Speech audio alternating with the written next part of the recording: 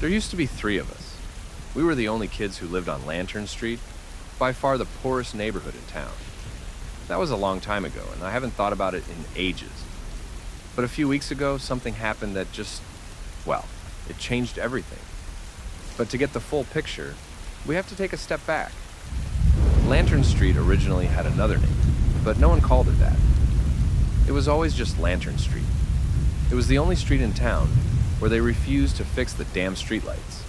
So instead, the locals put up solar-powered lanterns. It had this dark and ominous feeling to it. Some parents refused to let their kids play there, as it was on the far side of town and in a poor area. Still, kids interpreted this in the worst way possible. A dark street at the end of town, where you're not supposed to go. Of course there was something wrong with it. That's where we lived. Me, Dawson, and Abby. Abby was the oldest and had 4 years on me. Dawson was about 2 years older than me. At that age, those numbers mean something. It was true, our parents weren't that well off, but we made do in our own way. We couldn't play any video games, and we had to use the computers at the library, but we didn't mind. We didn't know any other life. The three of us did pretty much everything together. I was an only child, but I always considered those two to be my brother and sister. We were the Lantern Street kids, and we stuck together no matter what. During Halloween, we had an ingenious idea. For one night, we took down all the lanterns so we could have a completely dark street. If kids wanted to pass from the north side of town to the west without crossing the highway, they had to pass by Lantern Street. We figured we'd make sort of a toll and really spook the place up. It was the only time of year when kids regularly passed by, after all. See, we had this neighbor. He lived on his own with his 2 cats, and he had these strange paranoid delusions. For example, he only accepted mail if it was directly delivered to him by hand. He refused to drink tap water without boiling it. He covered all his windows in cardboard. But the strangest thing by far was that he thought the government was going through his garbage. His solution? To bury his trash in his backyard. It created this awful stench, and everyone living next to him had complained about it for years. But just like the streetlights, the city did nothing. This was our meal ticket, this creepy, paranoid nobody. We started spreading rumors around school. We started saying that he was chopping kids' heads off and burying them in garbage bags in his backyard. We even name-dropped some kids who'd moved out of town years prior, implying that they might have never made it out. We were trying to give Lantern Street a bit of a reputation, so that when Halloween came around, we'd be there as brave protectors and guides for those who wanted to pass through safely. All it took was a few pieces of candy.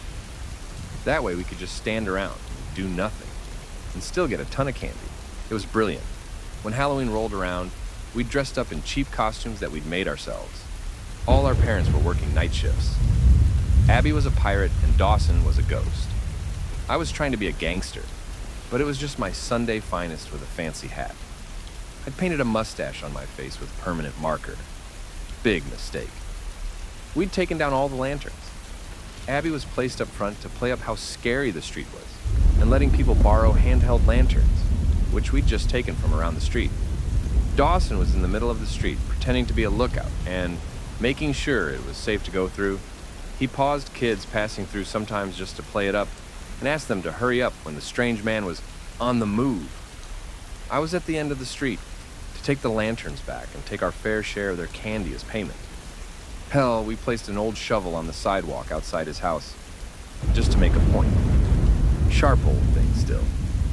And I gotta say, it was flawless. Even the kids who had their parents in tow got in on it. It was this harmless, Halloween-y kind of thing to do.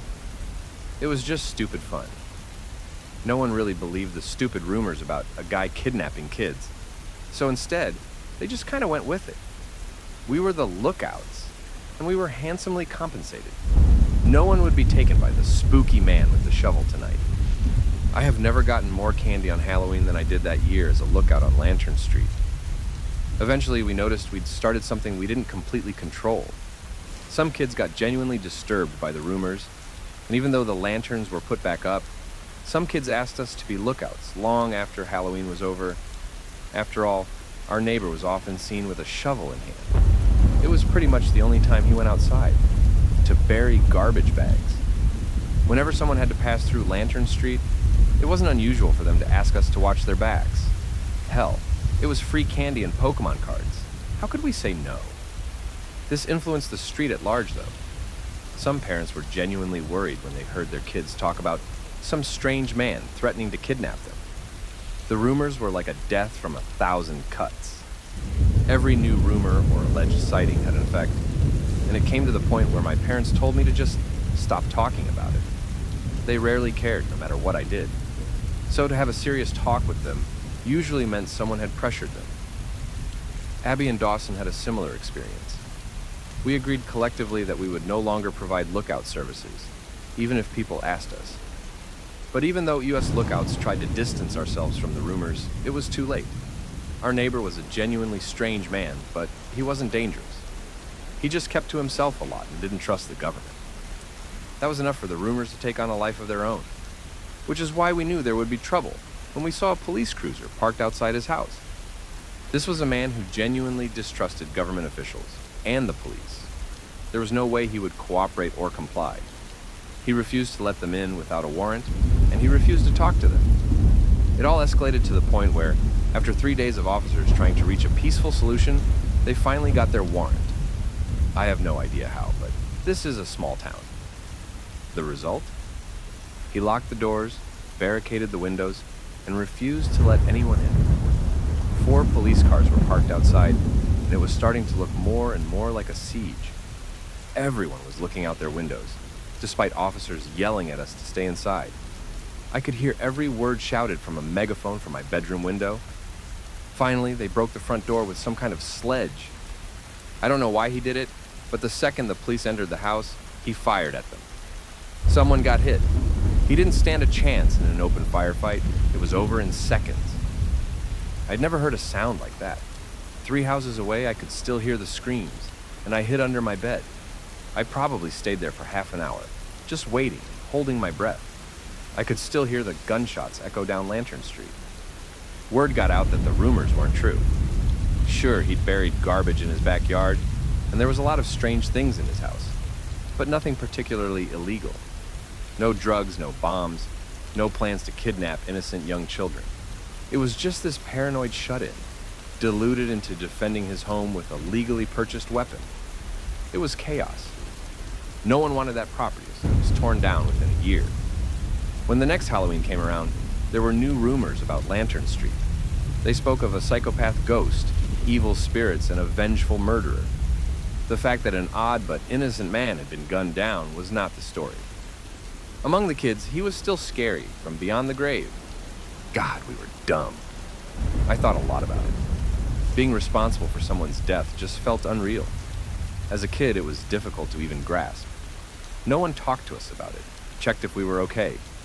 There were no counselors for dirt-poor Lantern Street kids. And Abby and Dawson, well, we just didn't talk about it. I think in a way that we tried to believe in our own rumors. We tried believing in our own lies. In time, Lantern Street outgrew us, and even the lanterns themselves went away. There were new streetlights put up, and a convenience store was built on the empty lot. Rumors started growing more obscure, and over time the street was just known as the place where they shot that weirdo. But as the years passed, we left it behind. Abby moved when she got into Minnesota State, and Dawson moved cross-country to live with his long-distance girlfriend. And me? Well, I moved to Minneapolis to pursue a career in law enforcement. I guess I was inspired. That was my life until a couple of weeks ago. I was coming home from a long day of work. As I parked my car on the driveway, I noticed several streetlights had gone dark. One more was flickering, about to go out. It brought my mind back to those days with Abby and Dawson being the lookouts on Lantern Street. I looked them up on social media, but I couldn't find any active accounts. Abby stopped posting about 4 years ago, and Dawson stopped 2 years after that. I couldn't find anything about them. It took me 45 minutes of intense Googling before I found Abby's second account. On her final post, dated 4 years ago, people were commenting on how much they missed her. She was dead. I got this awful feeling in my stomach. I couldn't find anything about Dawson, but from the way people were commenting on his images, I got the feeling that something had happened. Something people weren't too keen to talk about openly. As the clock crept closer to midnight, another light went dark outside. I was wide awake as I got in bed that night. For the first time in years, I slept with the lights on. It was just too dark outside. As I drifted off to sleep, there was a sudden pounding on my front door. I jumped out of bed as the sound stopped. It was so strange, I started thinking I'd imagined it. So unexpected. I put on a t-shirt and crept closer to the front door. No one in sight, but every light down the street had gone dark by now. And there, on the other side, I caught a glimpse of a pale light. A lantern, perhaps. This occupied my mind for a solid week. I waited for the streetlights to be replaced, but no one ever came. It was history repeating itself.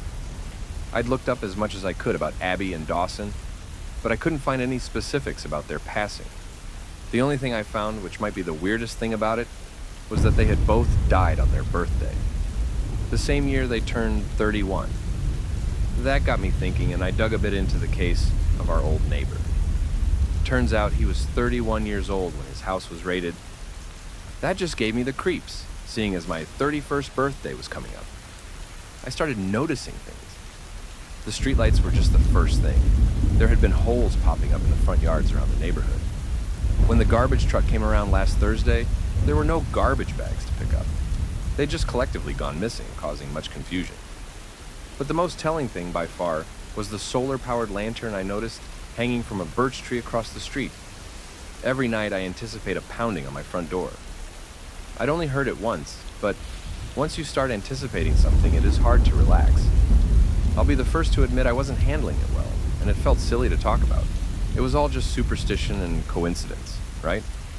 Sometimes as I'd drift off to sleep, I'd get the feeling that someone was standing in my room. Someone showing themselves, just as my eyes closed.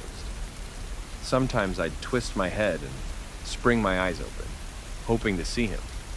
But he was never there. But as soon as I drifted off to sleep, I'd jolt back up again, expecting something to happen.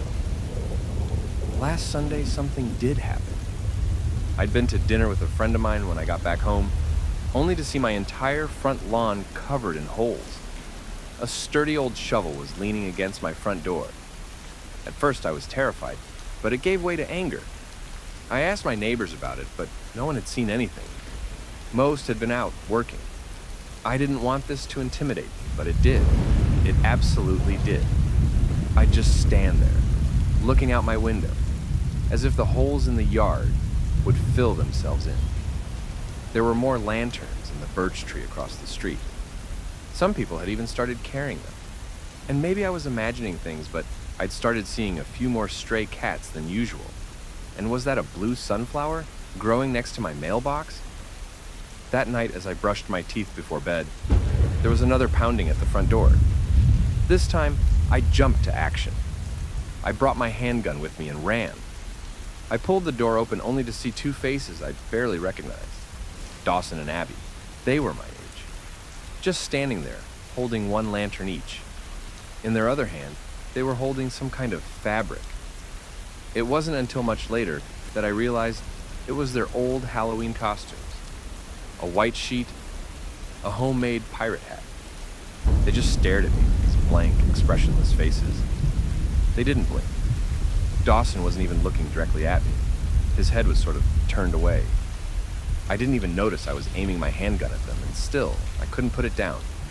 Something in me was screaming at me that this was a threat. I just couldn't tell how or why. Abby raised her lantern, giving me a better look. She had this long scar across her neck. Jagged, nasty thing. With the lantern, she pushed her head into place. It was slowly sliding off her shoulders.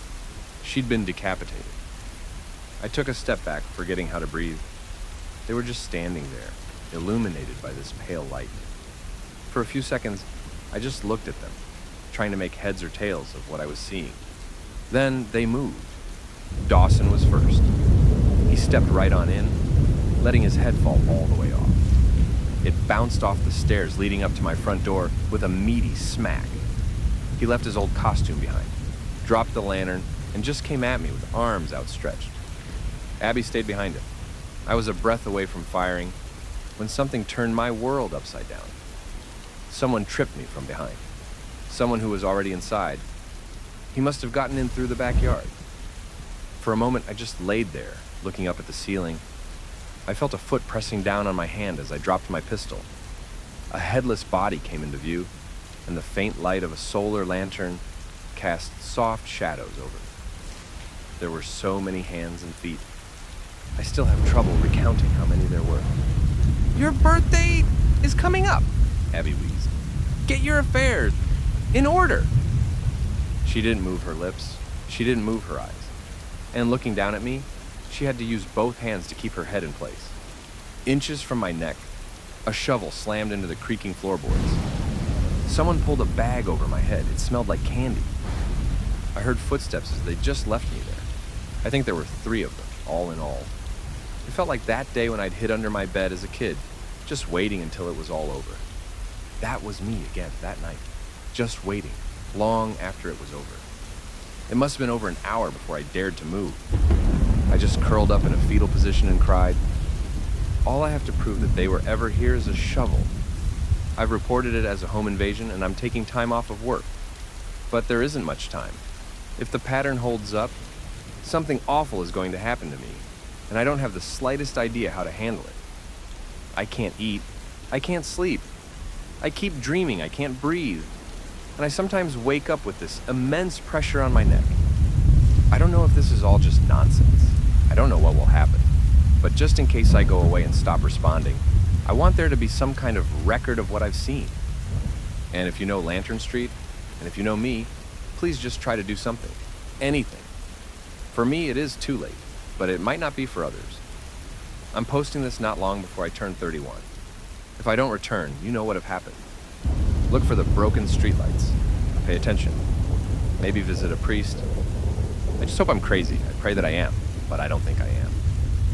If you enjoyed this video, make sure to subscribe for more horror tales.